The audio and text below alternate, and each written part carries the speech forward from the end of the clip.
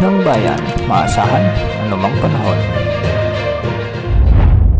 Magandang oras po sa ating lahat. Narito na ang update sa lagay ng ating panahon ngayon at sa susunod na 24 oras. Sa kasalukuyan ay patuloy na nakakaapekto ang dalawang weather system sa ating bansa. Una rito ang easterlies na nakakaapekto sa may bahagi ng Visayas at Mindanao, samantalang northeast monsoon o amihan naman ang nakakaapekto sa Luzon. Dahil nga sa umiiral na easterlies o ang mainit na hangin mula sa dagat Pasipiko, asahan ang maulap na kalangitan na may mga kalat-kalat na pagulan at pagkidlat pagkulog, ngunit makakaranas din ng malinsangang panahon ang Eastern Visayas, Caraga Region, Davao Region at Soc-Sargen. Pinag-iingat natin ang ating mga kababayan dito dahil posible ang banta ng mga biglang pagbaha at pagguho ng lupa, lalo na kung may mga katamtaman at minsan ay malalakas na pagulan. Samantala, malamig na panahon naman ang inaasahan sa malaking bahagi ng Luzon dahil sa pag-iral ng northeast monsoon o amihan.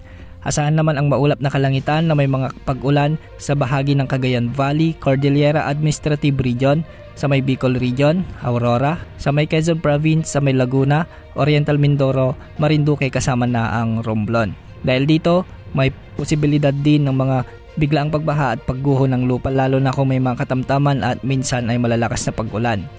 Dahil pa rin sa umiiral na amihan, ganitong panahon din ang inaasahan sa Metro Manila at nalalabing bahagi ng Luzon.